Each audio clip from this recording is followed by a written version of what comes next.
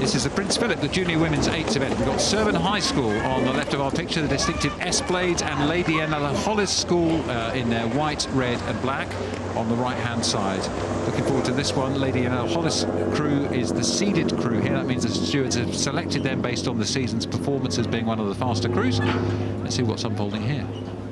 Yeah, and with that being selected, you'd assume stewards have done their homework, and if they are selected, you'd assume this to be the stronger crew of this particular race. And you can see LEH have gone off really well at the end of the line and taken that early lead. I love the concentration you see in people's faces when you get these close-ups. I'm just watching the face there of Lydia Ukrasin, 18 years of age, went to the GB France match in 2023, just done her A-levels, as many of these students have, so straight through their A-levels. It's probably one of the most intense periods of a young person's life. And then you're here at Henley as well. You get the most stressful period of exams, and it's like there's so much going on, and then you get to come and have fun and unleash all that frustration of exams at Henley. Hannah Jacobs sitting in the Cox's seat of the Surbiton High School crew. She plays now an absolutely critical role, doesn't she, Mark, in kind of keeping the focus, getting them to row to their best. And, well, they've got to believe and they've got to push those legs hard. It's going to be a long race for them. Yeah, it's about that composure, isn't it? We always talk about the composure of your crew, understanding your race plan. But once again, the importance of a Cox, you know, how they keep the crew aligned, making sure they're focused on their race plan, but being conscious because of the dual racing that takes place. It's that fist fight. How do we stay in contention? So looking back at the wonderful Temple Island, we can see the Lady Eleanor Holles crew with their distinctive white and red spoons there, pushing on into their mid-race rhythm, and they will be very pleased with that start sequence that they've deployed against relatively local rival Surbiton High School. Just take a look here, Mark, at the technique that they're rowing, and sort of what can you see as someone with real experience looking at the movement of the boat and the athletes on the oars? What do you look for? Yeah, they're really, obviously, as they kind of move forward, they're trying to grip the water as early as they can and then really suspend on that. You know, they're obviously trying to be as in sync as they possibly can, and always with the kind of challenging, you know, bounciness of the river. You know, you've got that river traffic. You can see those boats in front of them that can be sometimes really unsettling, but unfortunately they're the things that you can't control. It's what you can within the boat.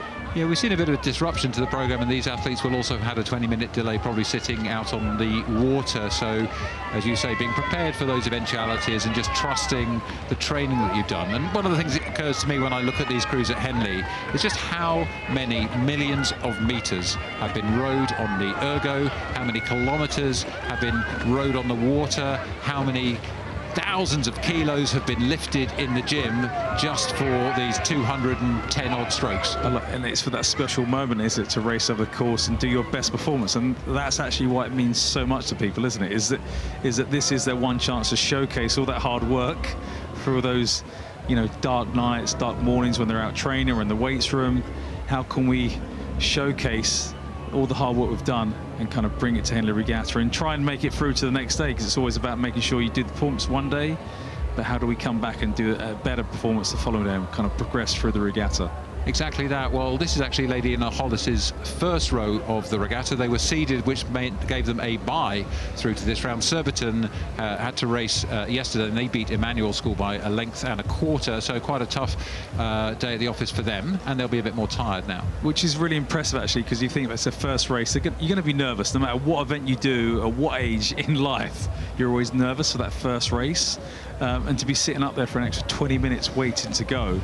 You know, the composure they've showed to go out there and deliver, you know, what, you know, because they were seeded crew, what we believe they were capable of and what they've shown all season is really impressive. Absolutely spectacular conditions this evening at Henley Royal Regatta. Wonderful pictures under this golden sunlight. The clouds have cleared, as have the ducks and the geese. And the pleasure boat's a bit less busy. The winds have started to drop. With beautiful evening conditions. It looks like something out of a movie. That's what I'm sensing, Matt, with the sunlight, the reflection, the boat moving in sync. It's Chariots of Fire here, isn't it? It's not CGI. This is all real. No AI is involved in this. No artificial intelligence. It's all human ingenuity, human excellence, and a spirit of a tradition that was begun in 1839 when the town first staged the regatta, and you can see the town church where it all began. And actually, and you see those boats kind of moored up against the kind of booms there, watching the cruise, and that's actually a really special place to watch the racing. You know, that's as close as you can get to the cruise going past. You know, they may have some family members or friends kind of sitting in there, you know, having their kind of sparkling wine or food and just really joining and cheering them on as they come past.